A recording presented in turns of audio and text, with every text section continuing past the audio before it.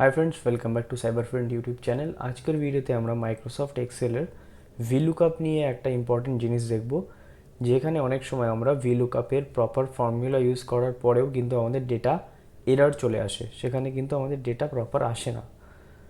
তোমাদের একটা এক্সাম্পল দিয়ে আমি এখানে দেখাচ্ছি। আমাদের এখানে যেমন কিছু ডেটা রয়েছে, এই ডেটা টেবিলের মধ্যে থেকে আমরা চাইছি যে কান্ট্রি ওয়াইজ আমরা পপুলেশন দেখতে, এবং আমরা VLOOKUP ইউজ করব, যেখানে কান্ট্রি নেম আমরা ইনপুট দেব এবং আমরা চাইছি যে পপুলেশন এখানে আমাদের শো করুক।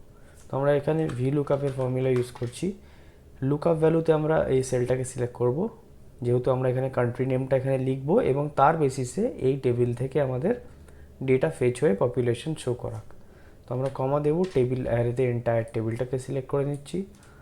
কমা দিয়ে কলাম ইন্ডেক্স নাম্বারে আমরা 2 দেব, কারণ আমাদের যেহেতু পপুলেশনটা আমাদের ডেটা সেটের সেকেন্ড কলামে প্রেজেন্ট আছে। কমা দিয়ে এক্স্যাক্ট ম্যাচের জন্য 0, ব্র্যাকেট ক্লোজ এবং এন্টার।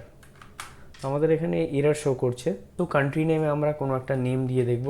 তো ফার্স্ট নেম আমাদের লিস্টের ইউএসএ দেওয়ার পরে আমরা দেখতে পাচ্ছি আমাদের কিন্তু পপুলেশন এখানে 331 ফেচ হয়ে এসেছে। কিন্তু নেক্সট আমরা যখন একটা নেম এখানে সেকেন্ড লিস্টের নেম চায়না এন্টার করছি, সেখানে কিন্তু আমাদের এরর শো করে দিচ্ছে। বাট ফর্মুলা কিন্তু আমরা প্রপার VLOOKUP এর ফর্মুলা ইউজ করেছি।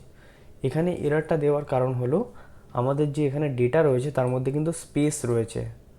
যেমন ইউএসএতে দেখো এখানে কিন্তু কোনো স্পেস নেই, কিন্তু আমরা যদি চায়না এই ওয়ার্ডটাকে সিলেক্ট করি বা এই কান্ট্রি নেমটা সিলেক্ট করি, এর ফার্স্টে কিন্তু স্পেস রয়েছে।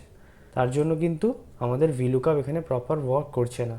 এবং দেখো এর পরেও কিন্তু স্পেস রয়েছে, যেমন এইসব ডেটাগুলোর পরে এবং আগে কিন্তু স্পেস রয়েছে। তো এইগুলোকে আমাদেরকে রিমুভ করতে হবে, তবেই আমাদের VLOOKUP ফর্মুলা প্রপারলি ওয়ার্ক করবে। তো আমরা এখানে একটা চেক করব যে এখানে কতটা করে স্পেস রয়েছে। যেমন আমরা ইকুয়াল টু দিয়ে আমরা যদি লেন্থ ফর্মুলা ইউজ করি, LEN লেন, তাহলে আমরা দেখতে পারি কোনো সেলের ভেতর কতটা স্পেস অকুপায়েড আছে টেক্সট অথবা স্পেস মিলিয়ে। তো আমরা এখানে সেল সিলেক্ট করে ব্র্যাকেট ক্লোজ করে দিলাম এবং এন্টার করছি। ফর্মুলাটাকে এন্টায়ার সেলে ড্র্যাগ করে দেবো। এখানে দেখতে পাচ্ছ ইউএসএতে 3টে ওয়ার্ড আছে, US অ্যান্ড A। তো এখানে 3 শো করছে, বাট চায়নাতে আমাদের 5টা ওয়ার্ড হওয়া উচিত, কিন্তু এখানে 7 শো করছে। তার মানে দুটো স্পেস রয়েছে এখানে, একটা হলো এন্ডে স্পেস রয়েছে এবং একটা সামনে স্পেস রয়েছে, যার জন্য আমাদের VLOOKUP কিন্তু এক্স্যাক্ট ম্যাচ পাচ্ছে না, তাই আমাদের ডেটা এখানে শো করছে না। তো আমাদেরকে এই এক্সট্রা স্পেসগুলোকে রিমুভ করতে হবে। তো রিমুভ করানোর জন্য আমরা একটা ফর্মুলা ইউজ করতে পারি, যেটা ট্রিম ফর্মুলা। তো এখানে আমরা ইকুয়াল টু দিয়ে ট্রিম লিখে ট্যাব প্রেস করব এবং আমাদের যে সেলে ডেটা রয়েছে সেই সেলটাকে সিলেক্ট করে নেব, ব্র্যাকেট ক্লোজ করে এন্টার করব এবং এখান থেকে ডাবল ক্লিক করে ফর্মুলাটাকে ড্র্যাগ করে দিলাম। এখন আমাদের এই যে ডেটাটা আসলো, এখানে কিন্তু কোনো স্পেস নেই।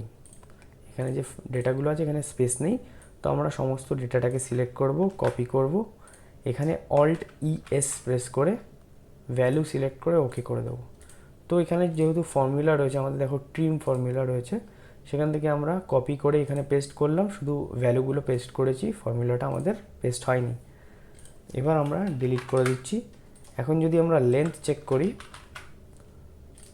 তাহলে দেখতে পাবে এখানে কিন্তু লেন্থ প্রপার আসছে, কোনো এক্সট্রা স্পেস নেই। এখানে দেখো চায়নায় 7 দেখাচ্ছিল তখন, এখন 5 দেখাচ্ছে। তার মানে এক্সট্রা যে স্পেসগুলো ছিল সেগুলো কিন্তু রিমুভ হয়ে গেছে। এবং তার সাথে দেখতে পাবে এখানে যে আমরা কান্ট্রি নেমে কিন্তু চায়না দেওয়া রয়েছে এবং ডেটা আমাদের এখানে শো করে দিয়েছে। তো যখনই তোমাদের কোনো VLOOKUP-এ প্রপার ফর্মুলা দেওয়া থাকবে কিন্তু ডেটা ফেচ হচ্ছে না, সেক্ষেত্রে তোমরা অবশ্যই খেয়াল রাখবে যে ডেটার ভেতরে কোনো এক্সট্রা স্পেস আছে কিনা। সেগুলোকে ট্রিম ফর্মুলা ইউজ করে রিমুভ করলে কিন্তু ফর্মুলা VLOOKUP-এর প্রপার ওয়ার্ক করবে। এরকমই আরও এক্সেল রিলেটেড ভিডিও দেখার জন্য সাইবার ফ্রেন্ড ইউটিউব চ্যানেলকে সাবস্ক্রাইব করো। Thank you so much for watching the entire video.